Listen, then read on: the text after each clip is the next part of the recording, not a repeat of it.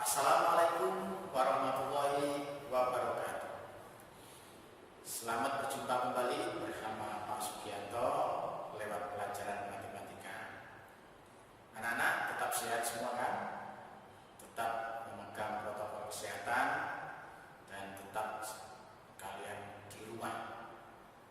Anak-anak, hari ini kita akan mempelajari tentang bab 3, yaitu tentang transformasi. Sebelum kita ikuti pelajaran, mari kita berdoa terlebih dahulu.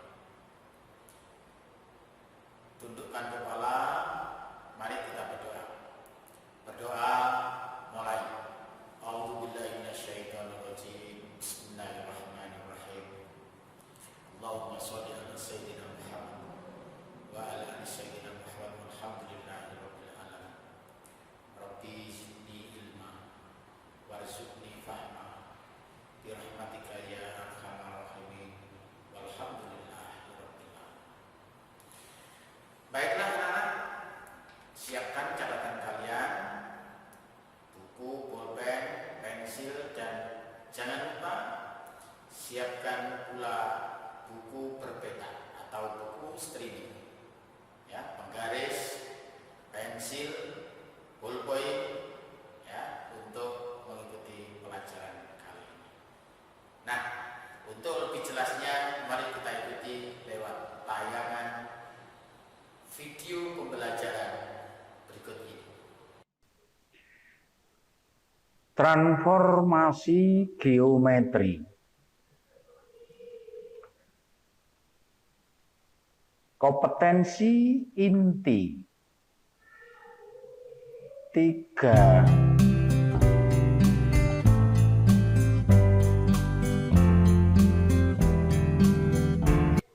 Kompetensi inti 4.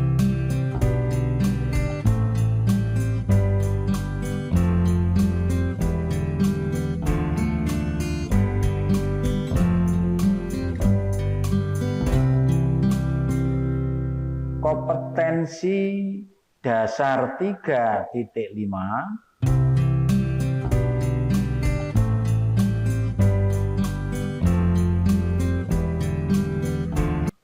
Kompetensi dasar 4.5.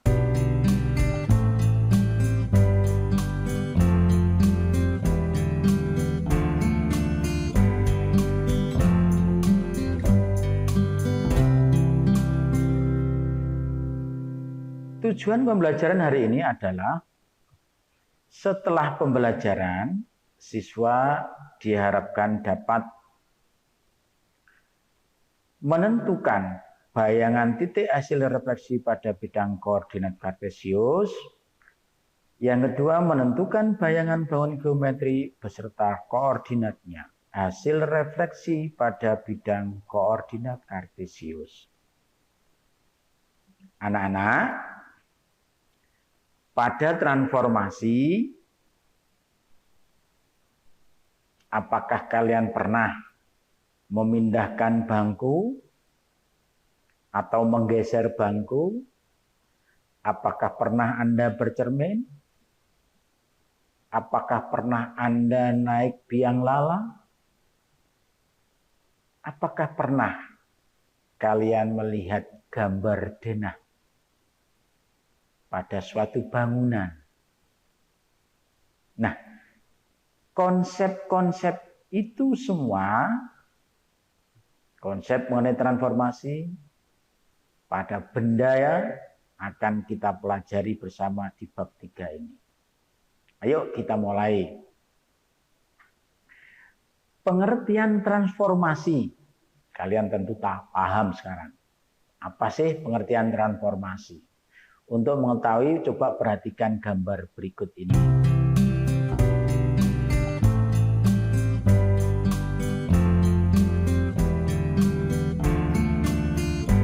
Kalau kamu amati, benda-benda itu adalah sarana untuk memindahkan benda lain. Ya. Nah, oleh karena itu, mulai dari kereta, kapal, tram, bus, kemudian biang lala, ada gambar orang yang memindahkan meja, ini semuanya adalah memindahkan barang-barang atau memindahkan benda-benda. Masih ingat kan? Apa coba kata tran yang sering kalian ketahui? Ada transformasi, perpindahan wujud kan? Ada kendaraan Transjakarta. Nah, hal-hal itulah yang menginspirasi kalian untuk mengetahui pengertian transformasi. Sehingga transformasi bisa dinyatakan sebagai perpindahan suatu objek dari suatu tempat ke tempat yang lain. Bagaimana anak-anak? Bisa kalian pahami pengertian transformasi? Perpindahan suatu objek dari suatu tempat ke tempat lain. Itu secara umum. Nah, di dalam transformasi geometri ada beberapa macam. Yang pertama adalah refleksi atau pencerminan. Yang kedua adalah translasi atau pergeseran. Yang ketiga adalah dilatasi. Yang keempat adalah rotasi atau perputaran. Keempat inilah nanti yang akan kita bicarakan. Nah, untuk itu yang pertama mari kita bahas tentang refleksi. Refleksi atau pencerminan. Coba perhatikan gambar berikut ini. Iya, ketiga gambar itu menyatakan benda-benda dan bayangannya dari sebuah pencerminan. Ya, ini bayangannya benda aslinya, bayangannya benda aslinya, bayangannya benda aslinya. Coba perhatikan sifat-sifatnya, perhatikan. Ya, kalau ini menghadap ke selatan, ini menghadap ke utara. Kalau ini memegang tangan kiri, di bayangan akan muncul tangan kanan. Ya. Kalau ini tangannya ada di depan, ini tangan kiri, maka di bayangan tangan kanan. Nah, itu adalah bagian dari sifat-sifat refleksi. Sekarang kita lihat ini. Nah, bangun ini direfleksikan, hasilnya seperti ini. Bangun ini direfleksikan, hasilnya seperti ini. Bangun ini direfleksikan seperti ini. Nah, dari sifat-sifat itu tadi, antara bangun dan hasilnya, maka didapatkanlah ya pengertian refleksi. Coba perhatikan ini. Ya, refleksi pada bidang koordinat. Kalau kamu amati bidang koordinat ini, kalau arah ke kanan itu adalah bernilai positif, kalau arah ke kiri bernilai negatif, kalau arah ke atas bernilai positif, kalau arah ke bawah pada sumbu bernilai negatif. Nah, sekarang perhatikan pada koordinat berikut ini, ada sebuah titik. Kita beri nama titik P. Titik P ini andai kata kita cerminkan terhadap sumbu X ini, sumbu Z ini sebagai sumbu atau sebagai cermin, maka caranya kita tarik garis tegak lurus ke cermin, ya, tegak lurus ke cermin. Nah, sekarang kita lihat jaraknya. Ini 1, 2, ini juga 1, 2. Maka didapatlah bayangan dari titik P. Namanya adalah P1.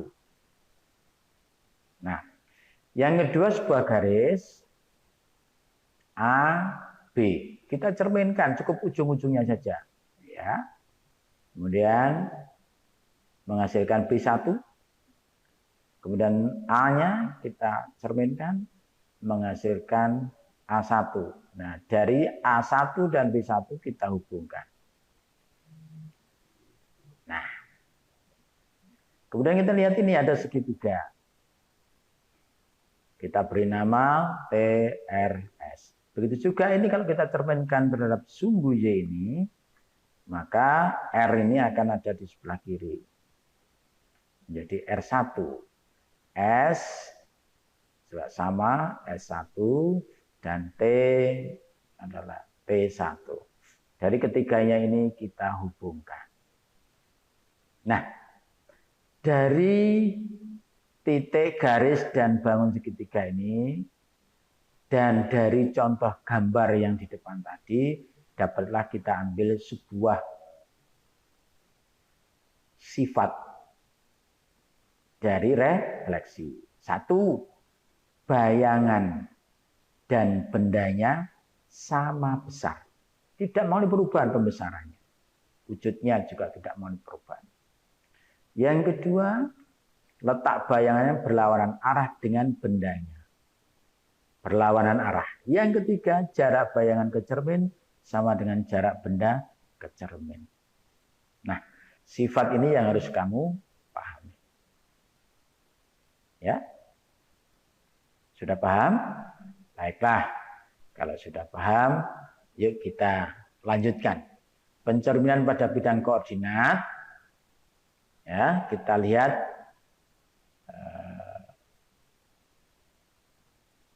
sumbu koordinat ini, yaitu yang mendatar adalah sumbu X, yang tegak adalah sumbu Y. Kita kasih nomornya. Ya. Nah, dari sini kita lihat titik C. Kemudian koordinat titik C berapa? 4,2. Titik D dengan koordinat 1,4. Dan titik E dengan koordinat min 2,3. Nah, sekarang kita coba, kalau tadi yang pertama tadi kita cerminkan terhadap sumbu Y. Nah, sekarang bagaimana pencerminan pada pusat koordinat? Mana pusat koordinat? Ini 0,0 titik O. Titik-titik ini kita hubungkan, ada sebuah segitiga. Maka ini kita cerminkan terhadap pusat koordinat. Hasilnya gimana? Kita lihat ini. Titik C, ya, hasilnya ada di sini. Ya, menjadi C1. Berapa koordinatnya? Min 4, min 2. Min 4, min 2. Titik D, ini hasilnya di sini. Nah, koordinatnya adalah min 1, min 4. Ya, min 1, min 4. Titik E, kita cerminkan misalnya koordinat.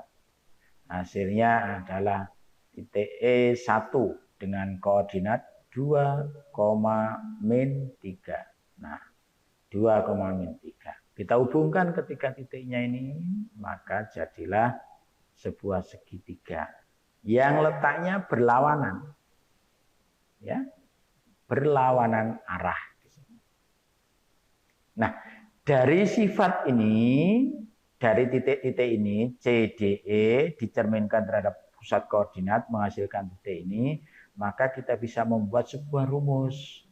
Rumus pencerminan pada pusat koordinat O 0,0. Titik C 4,2 dicerminkan terhadap pusat O 0,0 menghasilkan C1 min 4, min 2. C1 min 4, min 2. Titik D 1,4 dicerminkan terhadap pusat tadi, pusat koordinat, menghasilkan titik D1 dengan koordinat min 1, min 4. Titik E min 2, min 3 dengan pusat, dicerminkan dengan pusat koordinat, ya, dengan cara yang sama menghasilkan titik E1 dengan koordinat 2, min 3. Secara umum, sekarang kita bisa membuat rumus. Coba perhatikan ini. Kalau 42, ini juga 42. Tapi kalau ini min, kalau ini plus jadi min. Kalau min jadi plus. Ya. Nah, dari sinilah kita buat rumus bahwa P koordinatnya A, B dicerminkan dari pusat koordinat menghasilkan P1 dengan koordinat adalah min A, min B. Bagaimana bisa dipahami? Oke, kita lanjut sekarang. Yang berikutnya adalah pencerminan pada bidang koordinat. Untuk yang pertama adalah titik A 4,3, titik B ya 3,5, titik C 2,1 dicerminkan. Ya, ini kita cerminkan terhadap sumbu apa ini? Sumbu X. Jadi rumus pencerminan pada bidang koordinat untuk sumbu X. Nah, kita lihat sekarang ini. Titik A, maka akan pindah di sini. Jadi A1 dengan koordinat 4,3. Titik B, ya, dengan koordinat 3,5. Titik D, titik C dengan koordinat C1. Ya, koordinatnya 2,1. Kita hubungkan ketiga titik. Nah, dari sini kita bisa membuat rumus pencerminan pada sumbu X. Titik A 4,2 dicerminkan dalam sumbu X menghasilkan A1 4, min 3. Titik B dengan koordinat 3,5 dicerminkan dalam sumbu X menghasilkan B1 3, min 5. Titik C 2,1 dicerminkan sumbu X menghasilkan C1 2, min 1. Dari sini kita lihat ternyata yang depan ini adalah sama, yang belakang ini yang berubah. Kalau plus jadi min, kalau min jadi plus. Secara umum bisa ditulis titik P A, B dicerminkan terhadap sumbu X menghasilkan P1 dengan koordinat A, min B. Bagaimana bisa dipahami? Nah, dengan cara yang sama, pencerminan pada sumbu Y. Tadi di depan sudah kita singgung. Nah, titik B akan bayangannya di sebelah kiri menjadi B1 dengan B2 dengan koordinat min 3,5. Titik A ya menjadi A2 dengan koordinat min 4,3. Titik C ya menghasilkan C2 dengan koordinat min 2,1. Kita hubungkan. Nah, dari sini pun kita bisa membuat sebuah rumus pencerminan pada sumbu Y. Yaitu kita tulis dulu. A 4,3 dicerminkan terhadap sumbu Y menjadi A2 min 4,3. Titik B 3,5. Bayangannya adalah B2 dengan koordinat min 3,5. Titik C 2,1 menghasilkan bayangan C2 dengan koordinat min 2,1. Nah, kita lihat ini. Ternyata yang berubah adalah yang bagian depan, yang belakang tetap. Nah, kalau depan plus jadi min, kalau min jadi plus. Kita lihat sekarang rumusnya. P A, B dicerminkan dengan sumbu Y menghasilkan titik P1 dengan koordinat yang depan berubah menjadi min A, B. Baiklah anak-anak, sudah paham kan? Saya kira cukup mudah dipahami. Nah, yang berikutnya kita akan mempelajari pencerminan pada garis X sama dengan 3. Jadi X sama dengan 3. Ini ada sumbu X dan Y. Sekarang mana yang X sama dengan 3 ini? Ini sumbu X Kita cari yang sama dengan 3 adalah di sini. Nah, inilah X sama dengan 3. Garis X sama dengan 3 ini kita jadikan cermin. Maka kita buat sebuah titik A 2,2, titik B 0,4, titik C adalah 1,6. Nah, ketiga titik ini kita hubungkan.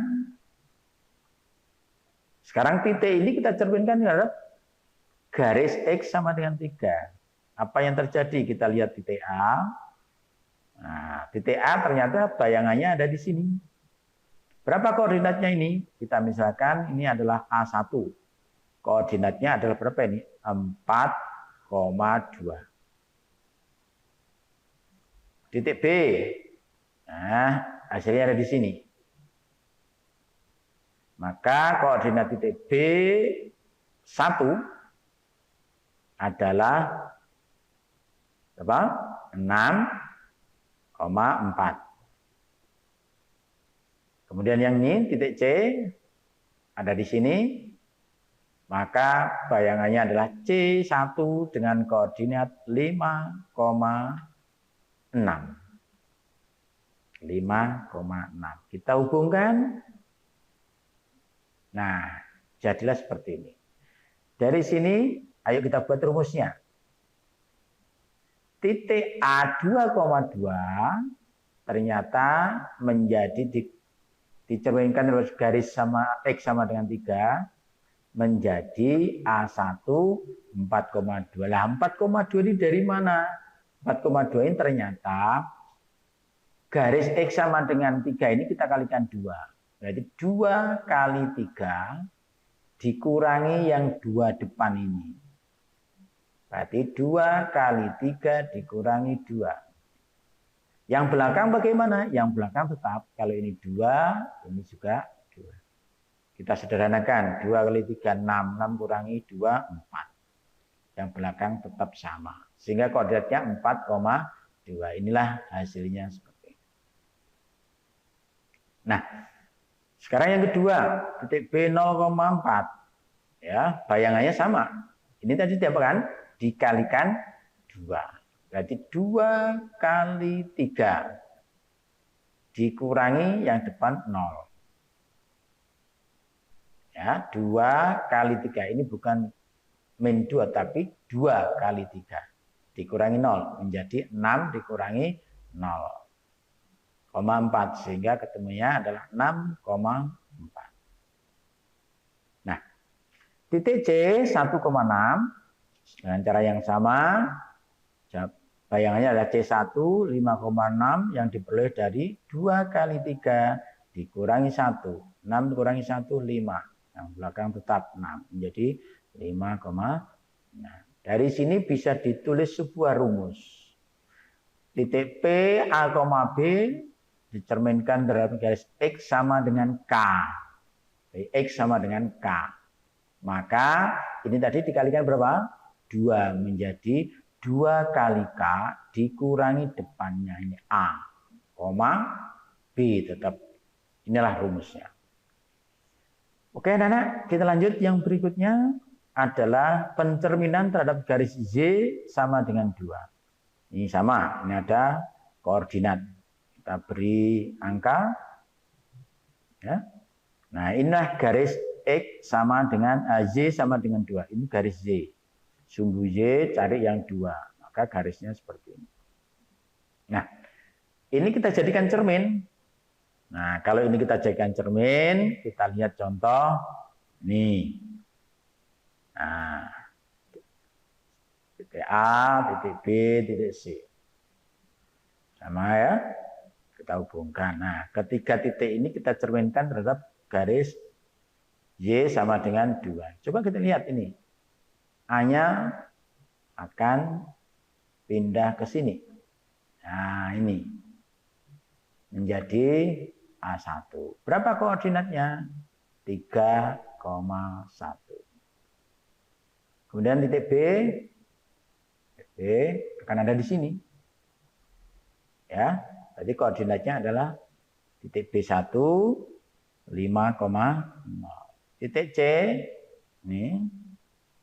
Nah, ada di sini. Maka C1 dengan koordinat 2, min 2. Nah, ketiga titik ini kita hubungkan. Nah, sekarang kita cari rumusnya. Dari sini kita dapatkan rumus titik A 3,3 dicerminkan garis Y sama dengan 2, maka didapatkan A1 3,1. Dari mana 3,1? Ternyata 3,1 itu dari ini dikalikan 2. Yang depan tetap depan. Kalau tadi sumbu X tadi, X sama dengan K tadi, yang belakang yang berubah. Kalau ini ganti yang depan berubah, sekarang yang belakang yang berubah. Caranya sama, juga dikalikan 2, dikurangi yang ini. Berarti 3, tetap yang depan ya, yang 3, yang belakang berubah menjadi 2 kali 2 dikurangi 3. 2 kali 2, 4, kurangi 3 adalah 1. Maka menjadi 3,1. Titik B 5,4 dengan cara yang sama menghasilkan B1 5,0. Dari mana 5,0? 5,0 diperoleh dengan cara kita kalikan 2. 2 kali 2 dikurangi belakangnya ini berapa? 4. Maka menghasilkan, ini kita kalikan 4, 4, 0. Maka 5,4. PC dengan cara yang sama 3,6 menjadi C1 bayangannya 2,-2 dengan diperoleh caranya sama, yang belakang ini 2 kali 2 dikurangi 6, 4 kurangi 6 min 2. Nah, dari sini kita ambil sebuah rumus.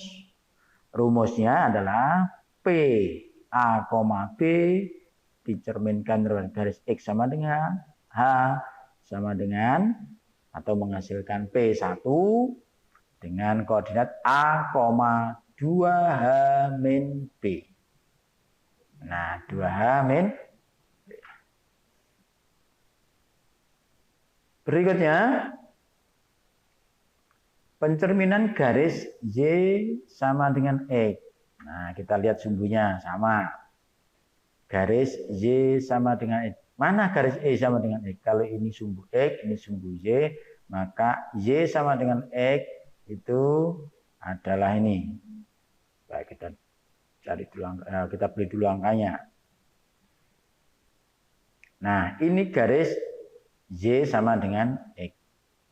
Jadi kalau X-nya 1, Y-nya 1, X-nya 2, Y-nya 2, X-nya 3, Y-nya 3, dan seterusnya. Inilah garis X sama dengan Y. Ini kita jadikan cermin sekarang. Nah, sekarang kita lihat ada titik T. 2,5 kita cerminkan terhadap ini. Ternyata menghasilkan titik T1. Berapa koordinatnya? Ternyata koordinatnya 5,2. Ini lihat. 2,5 menjadi 5,2. Titik yang kedua titik R. Koordinat min 6, min 2. Kita cerminkan ya. Ternyata menghasilkan titik di sini. Dengan koordinat min 2,6. Min 2, min 6. Ya, min 2, min 6. Nah, dari contoh ini kita bisa membuat sebuah rumus.